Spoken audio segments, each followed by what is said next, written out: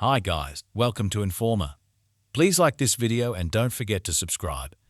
Sometimes in life, you reach a moment when you have to face the truth and realize it's time for a change. I had one of those moments when I found out my wife was with our neighbor. It made me sad, but I figured out what to do next, or at least I hope I did. I go to the same restaurant for breakfast 4 or 5 days a week, and for lunch maybe twice. Many people come here regularly, but I only know some of them, even though I've seen most of them for the past 15 years. I recognize them, but we're not really friends. We say hi in the morning, but that's about it. I've seen enough of them to notice their habits and quirks. Some of them are quite interesting to watch. There's a police officer who comes in every day and sits in the same spot.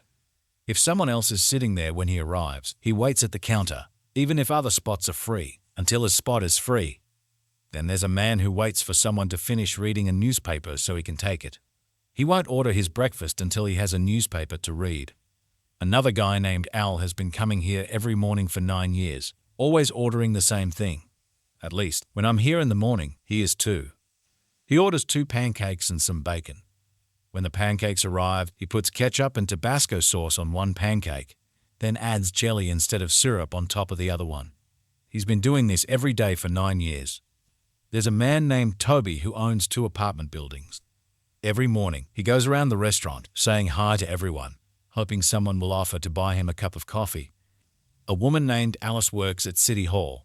She comes in once or twice a week wearing revealing clothes and no underwear. She sits where many people can see her, then opens her legs wide. If any man approaches her, she throws hot coffee at them. That's Jerry Anderson. Another City Hall employee says that Alice changes into long dresses or slacks when she arrives at work. It seems she enjoys teasing a whole room full of men. There are many others, but the one who changed my life was Jeff Standish. Jeff never did anything to draw attention to himself, unless you count wearing a hat as attention-grabbing.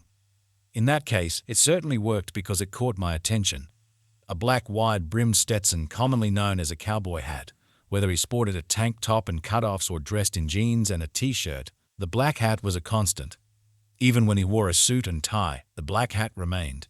Jeff's signature look extended to his recreational activities, such as riding a racing bike while clad in the skin-tight Speedo attire typical of cyclists, always accompanied by the black hat.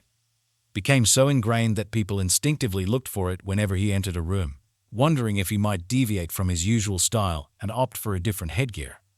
This observation underscores why the speaker found themselves habitually scrutinizing Jeff's appearance. On Wednesday, I entered the restaurant and spotted Jeff sitting in a booth towards the rear, his black hat unchanged. He conversed with someone obscured by the booth's high back. Over at the large round table against the back wall, John and Mike sat, so I joined them. My seat faced the front door, allowing me to catch a glimpse of Jeff's companion, a stunning blonde. As I sipped coffee and chatted with John and Mike, awaiting Tiffany's delivery of my steak and eggs, my gaze kept drifting to Jeff's booth. Well, not entirely true. It was the blonde who held my attention. Ever encountered someone who seemed familiar, yet you couldn't recall where you knew them? That's the sensation the blonde evoked. Even though I tried, I couldn't figure out who she was, which made me feel uneasy because she was very attractive. After John and Mike left, Jeff and the blonde woman got up to leave, giving me a chance to see her well. She was short, about 5 feet 2 inches tall, and maybe weighed around 105 pounds, with a great body. She had long blonde hair flowing down her back, making her look really beautiful. I finished my breakfast, had one more cup of coffee, then went to work. On Friday morning, while I was at the restaurant, Jeff came in, and I immediately looked at his head. I saw that nothing had changed. He still had on his black hat. He sat down at a table, and about 5 minutes later, the blonde woman came in and sat with him. It made me wonder about them. I couldn't shake the knowledge that Jeff was gay. So what was the story behind the stunning woman accompanying him? I sipped my drink and continued to observe her until it was time for me to leave for work. It wasn't until Tuesday that I returned to the restaurant. As I parked, I spotted Jeff stepping out of his pickup truck, still sporting the black hat. 10 minutes after Christy served my breakfast, the blonde entered and joined Jeff. When Christy handed me my bill, I inquired about the identity of the blonde. "That's Candy, Jeff's sister," she replied. "No way. Why?" What a change, right? Definitely. Suddenly, I remembered why the blonde looked familiar and why I couldn't believe I couldn't remember such a stunning girl. The last time I saw Candy was about 3 years ago, and she was, to be honest, overweight. Imagine someone 5 feet 2 inches tall and over 225 pounds. And that's how I remembered Candy. Oh well, mystery solved, and one less thing was bothering me. But that wasn't the end of the story. For reasons only known to Christy and God, Christy started teasing me playfully. One morning, as I sat down for breakfast, Christy said, "You just missed your girlfriend." "Who?" I asked, feeling puzzled because I didn't have a girlfriend. "Candy. She just left, and she looked great this morning." Instead of ignoring it and sitting down, I replied, "Damn, what terrible luck." And that started it. From then on, Christy would tease me about Candy. "Your girlfriend stopped by this morning. You just missed her." "Candy was here this morning with some guy. You might be losing her." "Candy was here this morning. She was sitting alone in a booth, looking sad. Too bad you weren't here. You could have joined her and cheered her up." One morning, as I finished my breakfast, Christy hurried over and told me to quickly pay my bill. "Why?" I asked. "Because we're full and Candy just arrived needing a seat. So come on, let's go." I pointed to the empty seat across from me and said, "Bring her over, I'll share." "Come on, Rob, let's go. You know you need to get to work anyway." Candy observed the game unfolding from near the cash register, and as I rose to leave, I had to pass by her. She greeted me with a smile, saying, "Thank you. Don't mention it." Christy coerced me. She warned that if I didn't move, she'd tamper with my breakfast next time. I replied. That marked the first exchange I'd ever had with Candy. Until then, she was merely another familiar face to nod at among the regulars. About 6 months passed, during which Christy would often inform me upon my arrival at the restaurant that I'd just missed Candy, prompting me to scold her for not alerting me earlier so I could rush over. Or sometimes, Christy would say that Candy had just left, saying she looked nice that morning, and I'd accuse her of teasing me. Once she said, "Candy is sitting over there, alone on the other side of the restaurant. This could be your chance." Looking at my watch, I sighed. Oh no, bad timing. I'm late for work and have to go. It's always like this for me, another missed chance. Then one morning, I decided to do something different. I saw Jeff coming in, still wearing his black hat, carrying a wrapped present and a vase of a dozen roses. He handed the present to Christy, who took it to the back. It was widely known that Jeff was gay, but he never openly displayed it. So I dismissed the idea that he was meeting his lover for breakfast. I beckoned Christy over and made a guess. "Is it Candy's birthday today?" "Yep, and she'll be here any minute now. I need a favor from you. When they finish eating and ask for the bill, just let Candy know it's been taken care of. Tell her a secret admirer bought her breakfast. I'll settle up with you when I come in tomorrow. Just don't reveal who the secret admirer is, okay?" "Oh, sure, I can do that. It'll be fun." The following day, Christy recounted, when Jeff requested the ticket from me, I informed him that Candy's clandestine admirer had already handled it and had tasked me with conveying a heartfelt birthday wish to her. At that point, Candy exclaimed, "A secret admirer? Who?" and began scanning the room. I reminded her of my pledge to keep it confidential, noting that it wouldn't be a secret if she knew. Later, when Jeff stepped away to use the restroom, Candy implored, "Come on, tell me. I won't let him know that I know." Sadly, I repeated my promise. She begged, "Please, don't do this to me, Christy. I just need to know." I just shrugged and said there were other customers to attend to before I walked away. When Jeff wasn't around, Candy looked closely at every man in the restaurant, trying to figure out who paid for her breakfast. After a short pause, I suggested, "Here's another idea. Sometimes, when she comes in, tell her she just missed seeing her admirer. And if she's here when I am, quietly let her know he's nearby. But don't say it's me." "You're sneaky, Rob. Don't act innocent. You started the whole 'you just missed your girlfriend' thing." For months, Christy did what I asked. When I came in, she'd say Candy had just left, and she told Candy I just missed her. "Rob, you're really getting to her," Christy said once. "She's even trying to bribe me." Sometimes, I was in the restaurant when Candy was there. Christy would say something to her while refilling her coffee or serving her breakfast, making Candy look around the room. I always avoided her gaze when she did. Why didn't I tell Christy to let Candy know who I was when I thought she was interested in me? It's because I was married, and I was certain my wife, Mary Alice, wouldn't approve of me pursuing someone else. Despite our strained relationship, I felt guilty about seeking another woman's attention. Our marriage had been rocky for a while, with everything I did seeming to upset Mary Alice. I even filled my schedule with work and volunteer commitments to avoid going home early. Our intimacy had dwindled, and it had been over 6 months since we were last together. I even thought about paying for the intimacy. Dawn Marie, a former classmate who lost her husband in Iraq in a difficulty supporting her children, invited men to her house from time to time for money. Although I considered reaching out to her, she only accepted clients she knew and trusted, and I was on the verge of contacting her. Despite the strained relationship between Mary Alice and me, I wasn't remotely considering a divorce. However, if Mary Alice caught me pursuing Candy, that would likely be the outcome. One day at the restaurant, I noticed Candy sitting alone. On a whim, I told Christy I'd cover Candy's bill and that she could inform Candy that her anonymous admirer had taken care of it. I observed as Candy inquired about her bill, then scanned the room before leaving. When Christy brought me Candy's bill, she remarked, "Will you ever reveal yourself to the poor girl?" Absolutely not. If she discovered it was me, I couldn't be her secret admirer anymore, could I? Christy and I continued playing the game for another month until a significant change occurred. 2 events unfolded in rapid succession. Firstly, I discovered the root cause of the discord between Mary Alice and me. The company arranged for me to conduct an on-site visit to one of our clients. I was supposed to leave on Monday and come back on Thursday. On Sunday, I packed my bag, and on Monday morning, I told Mary Alice I'd let her know where I was staying once I got to St. Louis and checked into a hotel before going to work.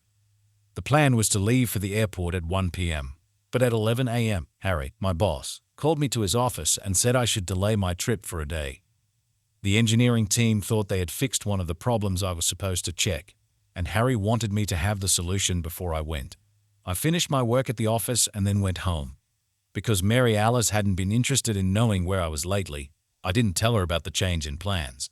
When I got home, I sensed something was wrong right away. I could hear Mary Alice crying, and it was clear that something bad had happened, which explained why she hadn't been paying much attention to me lately. Surprisingly, I wasn't shocked that she had been unfaithful, even though I hadn't expected it.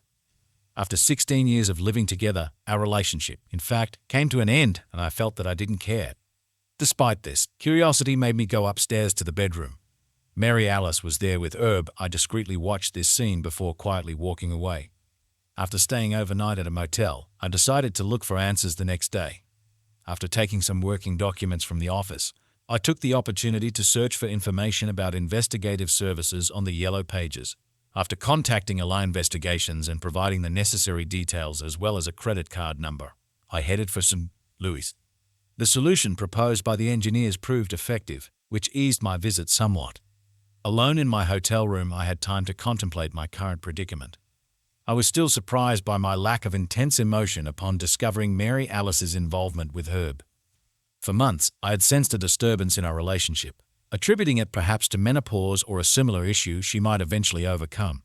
However, it no longer mattered whether she did. What mattered was that I couldn't overlook her actions with Herb.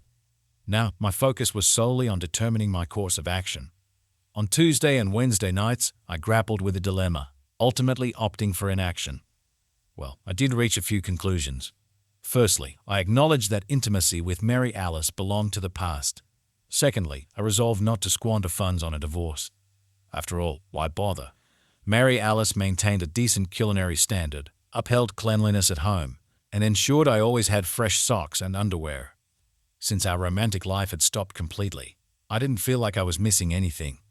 For the past year, she mostly did housework, so I didn't see a reason to change that. I thought I would keep things the same until Mary Alice maybe decided to get a divorce. Just in case, I planned to hire investigations to find out if she was doing anything wrong, so I could protect myself. I also decided to see Dawn Marie when I got back home. On Thursday, I came back from my trip, told Harry what happened at work, and then went to my office. I called Dawn Marie and asked her to dinner that night, and she said yes right away. I told her I'd pick her up at 6. Then I called Mary Alice to say there were some problems and I wouldn't be home until Friday. I could imagine her hurrying to tell Herb, so they could have one more night together. I took Dawn to dinner at Antonio's, and then we went to a club for drinks and dancing, which she was really excited about. "It's been ages since I've gone dancing. I'd love to," she exclaimed. Dawn Marie was stunning and would make an excellent wife for someone willing to accept her 3 children, aged 7, 5, and 3. Unfortunately, such individuals seemed scarce, requiring not only an open mind but also the ability to overlook her unconventional means of earning a living. Dawn Marie didn't begin as a promiscuous woman, but after Hal failed to return from Iraq, she found herself in financial trouble. The insurance money didn't last long, and the cost of childcare would consume any earnings from returning to work. 6 months after Hal's passing, Charlie Prophet felt that Dawn had mourned long enough and asked her out. She expressed her desire to go out, but mentioned her inability to afford a babysitter. Charlie offered to cover the cost. During their date, Dawn revealed the extent of her financial struggles. It had been over a year since she had been intimate, and Charlie took advantage of the situation. Before leaving, he gave Dawn a $100 bill, which she initially refused. However, Charlie insisted, saying, "Oh yes, you can. Think of what you can buy for your kids with it." And that marked the beginning of their arrangement. We spent 3 hours at the pit, and afterward I took her to a motel. While I can't speak for Dawn, I had a blast. I enjoyed it so much that I proposed making it a regular Thursday activity, to which she agreed. After dropping her off at home, I returned to the motel and had a restful night's sleep. On Friday afternoon, I sat in the offices of 8A Investigations and listened as they briefed me on Tuesday night. Herb stayed over at my place. Mary Alice spent Wednesday night at Herb's, and Thursday night, Herb stayed over at my house. I asked some people from AAA to come to the house and put in some cameras before I went back to my wife. When I got home, Mary Alice acted like she didn't know I'd been away. The weekend was normal, except I didn't try to be close to Mary Alice like I usually did. I wondered if she even noticed. Then something unexpected happened. On Tuesday, after I got back from St. Louis, I was having lunch at a restaurant when Candy came in. We looked at each other, and she smiled at me. "What's going on?" I pondered as she made her way over to my table. As I rose to pull out a chair for her, I glanced around and noticed several unoccupied booths and tables. Once she was settled, she remarked, "How's my secret admirer doing today? I suppose I'm just an admirer now. Who spilled the beans?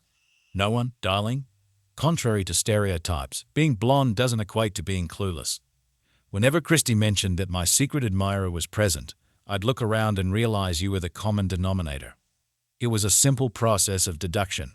Besides, the last time you treated me to breakfast, I happened to catch a glimpse through the window as Christy handed you the bill. Well, I guess my little game is over now. Or maybe not. There's one kind of fun, and then there's another. Before I could ask what she meant, Martha came over to take Candy's order. After Martha left, Candy changed the subject and asked, "You know I'm Candy, but who are you?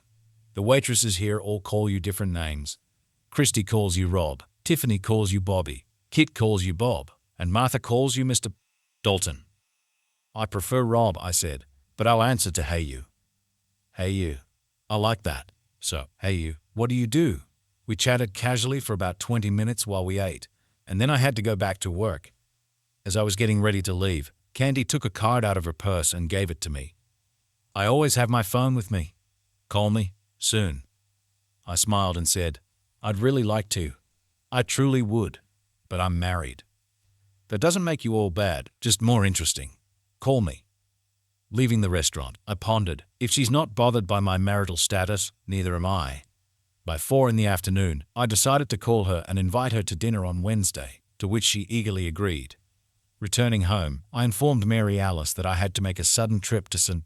Louis the next day, returning on Friday. Her only response was a reminder about her sister's birthday party on Saturday. Though I had no actual trip planned, I suggested I fabricate one to catch Mary Alice and Herb in the act. Given their previous escapades during my absence, it seemed likely they'd spend Wednesday or Thursday night, or perhaps both, at my place again. I had a fantastic time with Candy on Wednesday night. Walking her to the door, I said that I really liked it and I would like to do it again. She grinned as she unlocked the door and then surprised me by saying she lived up to the promises hinted at by her attractive appearance. After 3 hours of hard work when I could barely stand on my feet, Candy asked when I needed to go home. "I'm not going to. I'm going on a business trip tonight," I replied. I'm lucky. "I hope you don't mind being woken up by a surprise," she said with a mischievous smile. "I think I could get used to it," I replied. Indeed, she woke me up with a surprise. As I was getting dressed, Candy asked if I would still be away on business that evening. "Unfortunately, I will be back soon. I have an appointment," I explained. "Is there anyone I should be worried about?" she teased. "No, it's just business," I assured her. Will I see you again soon? She asked impatiently. How about tomorrow night? I suggested. That's fine with me. She smiled and agreed. On my way to work, I thought about why I was giving up being close to Candy for paying Dawn. But deep down, I knew why. I decided to meet with Dawn because I knew she needed the money to take care of her children. She might have been waiting for me and turning down other offers, so it wouldn't be right to cancel the meeting. At 10 o'clock, I called her and learned that Herb had spent both nights with me, and it was all recorded. During lunch, I got their reports, audio, and videotapes and hid them in a safe deposit box. Even though I chose not to get divorced, the things in the box were like insurance in case Mary Alice decided to leave and take everything with her. I picked Dawn up at 6, and we enjoyed dinner, went to the movies, drank and danced at the Black Mushroom. Give me a hug, Bobby. Hug me, kiss me, and let me pretend this isn't just a deal. The manner in which he expressed his feelings touched me and showed me the severity of the life she had to go through. That evening, I tried to show her love and tenderness. When I walked her home, she kissed me and asked, "Next week?" Responding to her kiss, I assured her of my presence, and yet, on the way back to the motel, I couldn't shake the guilt. Dawn deserved a brighter future than the one she had, and my actions only made her difficulties worse, making me feel like I was just another disappointment in her life. On Friday, I phoned Mary Alice from my workplace to inform her of my return from the trip, but mentioned that I'd be home late as Harry had invited me out to dinner to discuss my visit with the client. As expected, she didn't offer any response, which didn't surprise me, and we went out for dinner and dancing. During the car ride to her apartment, Candy asked, "What's going on with you, hey? Is your wife not understanding you?" I think that's accurate in my case. She certainly didn't understand me well enough to realize I wouldn't react kindly to discovering her affair with our neighbor, I replied. "When did you find out?" Candy inquired. 3 weeks ago. "Am I just a way to get back at someone?" she asked. "Not at all," I replied. Mary Alice and I hadn't been close for a long time, and her cheating with Herb made me realize I could look for other options. Until I caught her, I stayed faithful even though our marriage was failing. "What did she do when you caught her?" she asked. "She didn't notice," I said. "They were too busy with each other, so I left." "So I caught you at the right time," she said. "Yes, you did, and I'm thankful for it," I said. "Now that you know my story, what's yours?" I asked. "Why would a beautiful woman like you sit with a married man and basically invite him?" "I wanted to reconnect," she said. "You've known me for a while, and you remember how I used to look 5 years ago. You know I couldn't get a date and had no love life back then. But I've changed since then. I've been working hard to improve myself, and now I'm exploring my options. I'm looking for someone special. Could that be you? Hey, you. Are you the one?" Apparently, Mary Alice didn't think so. One woman's loss can be another woman's gain. So far, I'm liking what I see. "What time do you need to be home tonight?" "When I get there." "Great. Expect to be very, very late." I didn't arrive home until 3 in the morning, and Mary Alice didn't wake up when I slipped into bed. Saturday proved to be a hectic day for me as I endeavored to tackle the yard work. After mowing the lawn and diligently pulling out weeds from the flower beds, Herb leaned over the fence and greeted me. "Hey, Rob, it's been a while. How have you been?" Busy, Herb. "Juggling work and keeping up with everything around here leaves me with little free time. Come on over for a beer." "I'd love to, but I need to finish this before Mary Alice and I head to her mom's for her sister's birthday. Besides, I couldn't help but think a beer might just give me the courage to give you a piece of my mind." "Well, the offer stands if you find a moment," he said before retreating to his garage. I couldn't help but wonder what Mary Alice saw in him. Perhaps it was a case of birds of a feather. After all, he was divorced for cheating. Maybe they got along because he was a cheater, and she entertained similar inclinations. I shook off the thought and returned to my weeding. Angela's birthday celebration was mostly attended by family. I always had a good rapport with Mary Alice's relatives.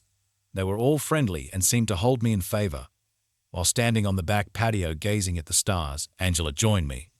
After a brief silence, she broached the topic. "What's going on between you and Mary Alice?" "What do you mean?" Angie asked. "Come on, Rob. You and Mary Alice seem far apart, like you're from different worlds," she said. Realizing I wasn't the only one who noticed the distance between me and Mary Alice, I thought carefully before replying. "I'm not sure, Angie. It could be because of my job. I've been working long hours lately, and maybe Mary Alice feels like I'm not there for her. But there's not much I can do about it. We have bills to pay." Maybe you should try to spend more time with her, she suggested. I almost laughed at that. Find a way to spend more time with her. I was desperately seeking ways to keep myself away from her. Mary Alice was in high spirits on the way home, and when we arrived and prepared for bed, Mary Alice said, "Rob, darling, it's been a while since we made love. Are you in the mood?" I wasn't particularly interested, but refusing didn't seem natural. Then I thought, why not? She had been turning me down for months. I almost said, "If you're feeling frisky, go see Herb." But I held back and simply replied, "No thank you, Mary Alice, I'm not in the mood." I noticed a slight shadow cross her face, but she didn't say anything. She just slipped into her nightgown, got into bed, and switched off the lamp on her side.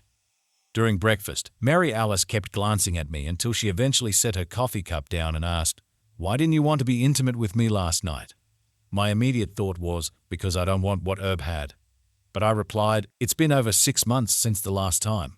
I've made attempts, but all I've received were excuses. Headaches, backaches, you name it. And I've endured withdrawal. I've reached a point where I don't miss it anymore, and frankly, I didn't want to engage with you only to go through another 6 months of withdrawal. That's not normal, Rob."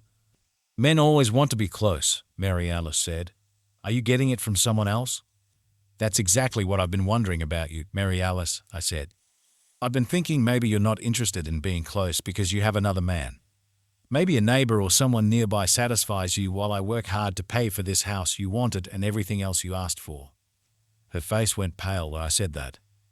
"That's ridiculous," she said. "Yeah, it does seem unlikely, doesn't it?" I replied. I got up from the table, got more coffee, and went to the garage to work on the car.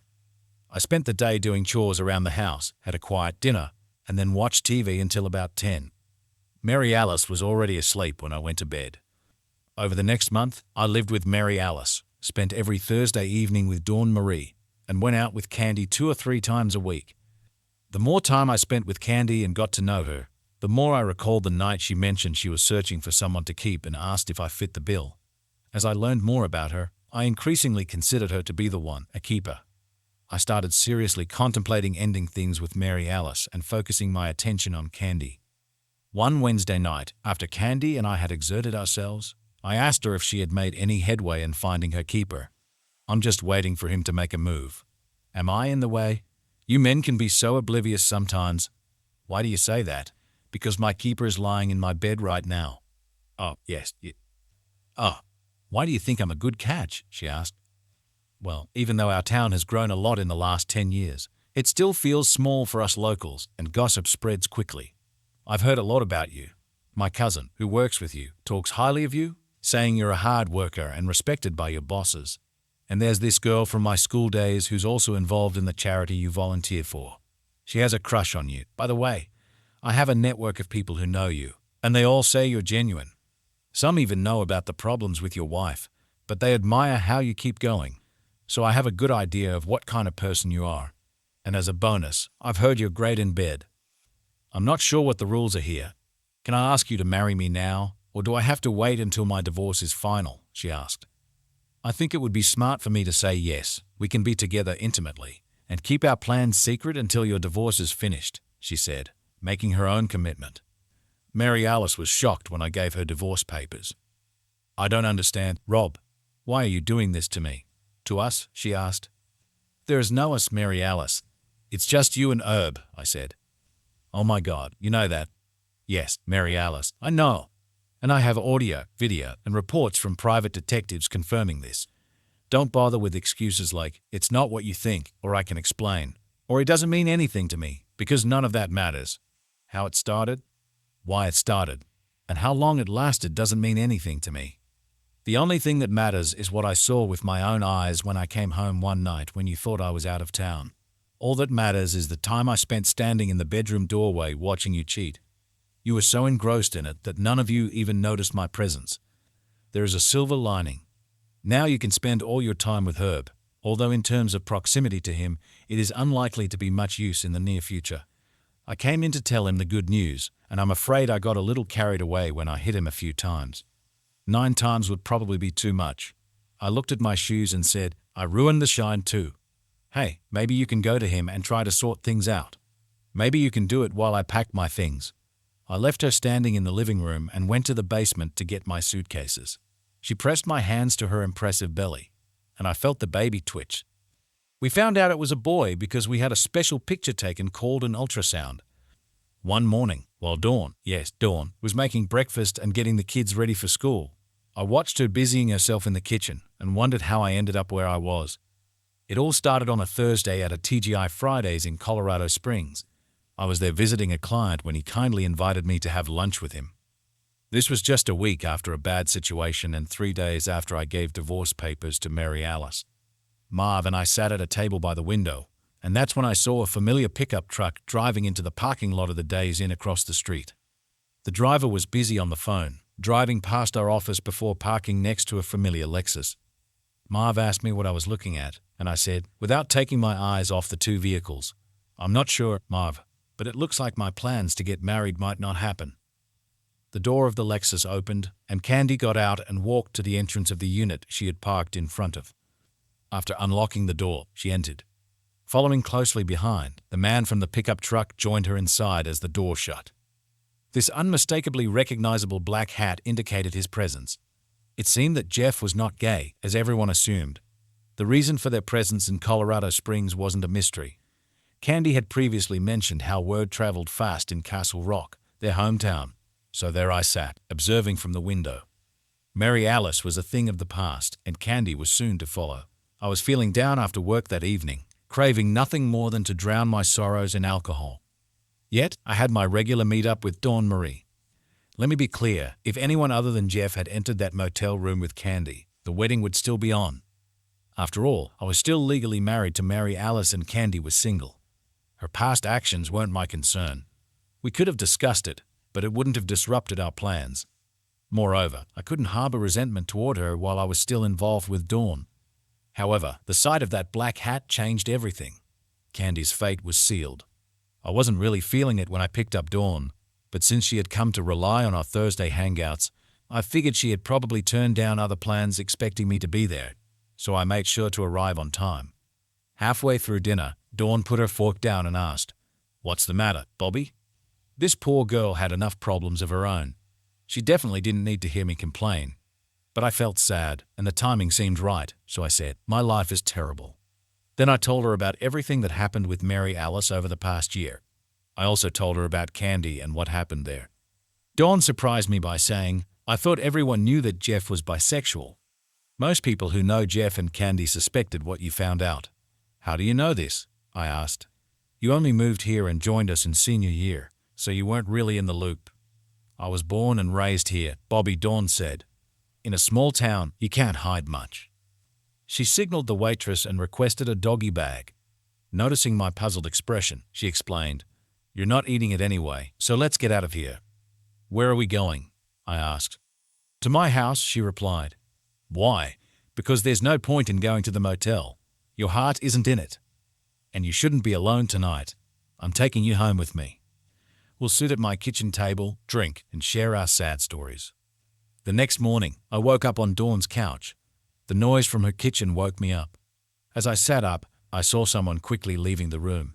A little boy came in a moment later and came up to me. He said, "Mommy said we needed to cheer you up." He gave me a doll and asked, "Do you want to play with G.I. Joe?" I looked at the doll, trying to figure out how to play with a G.I. Joe. A young girl walked into the room carrying a tray. She brought it over to me and held it out. On the tray, there was a cup of coffee, a spoon, a sugar bowl, and a small pitcher of cream. She handed me the tray and said, "My name is Darla, and I'm almost 7 years old." She pointed to the little boy and said, "That's Jeffrey. He's only 5 and can't go to school yet." She watched me add cream and sugar to the coffee and take a sip. Then she said, "I'm going to be in the 2nd grade." Before I could respond, Dawn entered the room and asked how I liked my eggs. I got up and followed her into the kitchen and sat down at the table. As I sipped my coffee and watched Dawn cook, I thought back to the previous night. We had sat in the kitchen drinking beer and talking about high school and our lives since then. When I got up to leave, she told me I had drunk too much beer and insisted I stay over, saying, "You don't want to be alone tonight anyway." She made a bed for me on her couch and promised to wake me up in time for work. Now, as she was frying eggs, she turned to me and asked, "Why are you looking at me like that?" I said. "I'm just trying to figure out why some guy hasn't snatched you up yet. You just met two of the reasons in the living room, and the third is still asleep. You know what the fourth one is. To find a man, I'd have to move to another city, one where no one knew my reputation. And even then, it would be uncertain. Not many guys want to marry into a large family." I found myself unable to argue because deep down I knew she was correct, which was regrettable. She possessed striking looks, intelligence, and based on what I'd observed of her children so far, she was excelling as a mother. Out of nowhere, I blurted, "Where would you like to dine tonight?" "What? I'm sorry, Bobby, but I can't arrange a babysitter on such short notice." "Who said anything about needing a babysitter? I meant all of us going together." She appeared surprised, and I continued, "I know. How about Chucky?" "Cheeses," Dawn suggested. "The kids would like it, and I haven't had pizza in a while." "Are you serious?" I asked. "Absolutely," she replied. Around 10 that morning, Candy called me at work, asking about our plans for the evening. I chose the easy way out. "I don't think I'll be seeing you again, Candy. There's a chance Mary Alice and I might get back together, or at least try." "You're joking," she said. "Are you going to bring this woman of easy virtue back into your life? Goodbye, Candy." That evening, I took Dawn and the children out and we had a wonderful time. On Sunday, we went for a picnic. After putting Darla, Jeffrey, and little Becky to bed on Sunday night, I inquired into Dawn's affairs. "How much do you earn weekly from your male visitors?" "Well, Rob, that's none of your business, and frankly, I'm taken aback that you'd ask such a crude question." "It is my concern, Dawn. I intend to make our relationship exclusive, and I need to know what it will entail financially." "Why would you want to do that?" "A couple of reasons. Firstly, I intend to continue seeing you, and secondly, someday your children might hear rumors at school if you keep seeing other men. As you've said, this town is small. Your presence will still stir up gossip. Not if everyone believes you have a committed partner now and have ceased your previous activities. If I'm the only man they see visiting, they'll assume you're taken. Are you serious about this?" "Absolutely. I usually entertain 2 or 3, as you put it, gentlemen callers, and I receive $200 from each of them. The insurance covered the house when Hal didn't return, so I only need about $1,600 a month to cover my expenses and necessities. I could see more, but I choose not to. All I want is enough to provide for my children." "I'll give you $2,000 a month for exclusivity," he said. "I still don't understand why you do it," she replied. "It's quite simple. I prefer to be intimate at least 2 to 3 times a week. Now that Mary Alice and Candy are no longer in my life, I need an outlet. I'm not keen on going to bars, where I often fail more than I succeed, and I don't want to go back to dating and spend 3 or 4 weeks trying to get anywhere with a girl without much success. Moreover, financially, I could easily spend as much whining and dining whoever I'm pursuing. It's a mutually beneficial situation for both parties." Dawn pondered my proposition for a minute or so before responding. "I have some rules. No sleepovers, and I never engage in anything in the house when the kids are around." "What if we have sleepovers at my place and I cover the cost of a babysitter?" "Maybe occasionally, but I don't like being away from my children too much." For the following 6 months, Dawn and I went out together 2, 3 or 4 times a week, and perhaps once every 2 weeks she would stay over at my place. By the end of the first month, the kids were addressing me as Uncle Rob. Dawn meant much more to me than just a partner, far, far more. One morning, after she had spent the night with me, I sat up in bed, observing her peaceful form as she slept. Once again, I couldn't help but lament the fact that men struggle to see past her having a pre-existing family and a somewhat questionable past. She had all the qualities to be an outstanding wife for someone. She was intelligent, witty, possessed a great sense of humor, and was an exceptional cook. Additionally, she was attractive and amazing in bed. When she woke up and caught me watching her, she reached out, pulled me down, and we snuggled together, drifting back into sleep. Given that both Dawn and Candy had informed me about the small-town nature of our surroundings, it was inevitable that Candy would eventually catch wind of the time I spent with Dawn. News of our dinners, outings, and weekend activities with Dawn and her children would inevitably reach Candy. Despite this, I continued to have breakfast and lunch at the restaurant, timing my breakfast early to avoid running into Candy, who typically arrived around 9.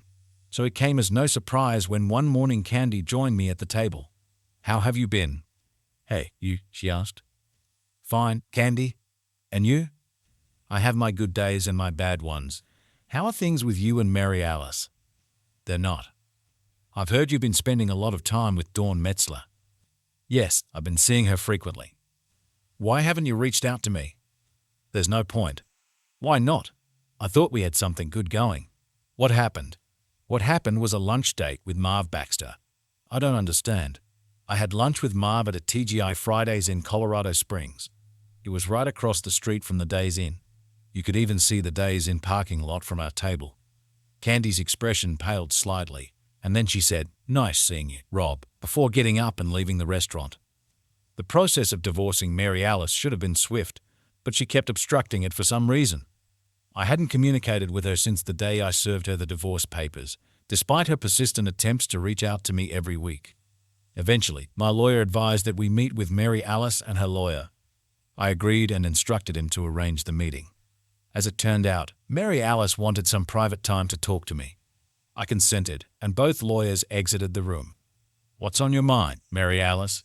I want you back home where you belong." I acknowledged my mistake, a significant one, but Herb meant nothing to me. It was a momentary lapse, Rob, an error in judgment, but that's all it was. It happened when I was feeling unsure about myself, feeling old and not attractive. I love you, Rob, and I'm sorry for how I acted during that time. I'll make it up to you, I promise. I love you, and I want us to be together again. Mary Alice, we don't have a chance. I can't forget seeing you cheat on me with Herb, especially when you kept asking for it. If I hadn't seen it, maybe things could have been different, but unfortunately, I did. Here's my plan, Mary Alice. I filed for divorce, but I didn't mention your infidelity. I did it out of respect for your family. They don't need to know about your actions. If you continue to resist the divorce, I will temporarily cancel it, and then I will file against you again, citing adultery. And I will make sure that everyone in your family and in your social circle sees the evidence that I have about you and Herb. It's over, Mary Alice, and you're the one who put an end to it. Now you have to accept it. Mary Alice withdrew all objections, and the divorce went according to plan. After finalizing the divorce, I took Dawn out for drinks and dancing that evening. After an hour in the lounge, she got up to use the restroom. As she walked away, I noticed all the male eyes in the room following her, and I smirked to myself, thinking, but then it hit me. She really belonged to me, and I realized as I watched her go back to the table that sooner or later, some guy would see her and decide she was worth chasing, whether she had a ready-made family or not. We went back to my place afterward, made love twice, and then I took her home. As I left her, I said, "Get the kids ready for Chucky. Cheese tonight, okay?" "Sure, they always enjoy it there," she replied. We were sitting in a booth, the kids playing nearby, when I brought up the subject with Dawn. "I want to change our agreement." "Oh, how so?" she asked. "I don't want to pay you $2,000 a month anymore," I said simply. Her smile disappeared, and she replied, "I understand." "No, you don't," I clarified, sliding a small velvet box across the table to her. "Instead of the monthly payments, I want you to have everything I have." Tears filled her eyes as she opened the box and saw the ring. "Oh my God," she exclaimed, overcome with emotion. "I won't pretend that it's been easy." Even though Dawn had been seeing only me for months, other men still tried to woo her, approaching her whenever they saw her outside the house. She stayed polite when turning them down, not sure how long our deal would continue and not wanting to lose her supporters. The calls stopped after we got married, but people who knew her before still came up to her in public. I knew this might happen when I married her, and Dawn did too. She asked me to believe in her to deal with it. It hasn't always been simple, but I guess that's what I have to deal with for being with Dawn. And I have to say, she's worth every bit of it and more. Second story, I cheated on my husband, and I'm desperate for advice on how to make things right. Hi, Reddit. I'm here because I've done something really bad, and I need advice. My husband, Jack, and I have been married for 10 years. He's a great guy, and I thought our marriage was always solid. A few months ago, I started feeling distant from Jack. He was busy with work, and we were growing apart. Around the same time, I started having feelings for a coworker named Mark. I know it's not an excuse, but I felt a connection with Mark that I hadn't felt in a long time. One thing led to another, and I ended up having an affair with Mark. We would meet secretly after work, and I even wore a pair of red shoes that Jack bought me for our anniversary to impress Mark. I really regret it. Jack started noticing the distance between us and eventually confronted me. He found emails between Mark and me. I couldn't deny it. I broke down and admitted everything. Jack was heartbroken. He said he still loved me, but he couldn't trust me anymore. We tried counseling, but the trust was broken. Every time he saw those red shoes, it reminded him of my betrayal, which hurt him. We decided to separate. I moved out and now I'm living alone, trying to figure out how to fix my life. I love Jack a lot and regret everything I've done. I know I can't change the past, but I want to make things better. How can I start to rebuild trust with him? Is it possible after such a big betrayal? Has anyone else here been in a similar situation and fixed their relationship? I would really appreciate any advice on how to deal with this and move forward. Thanks for watching. Please don't forget to like our video and subscribe Informer.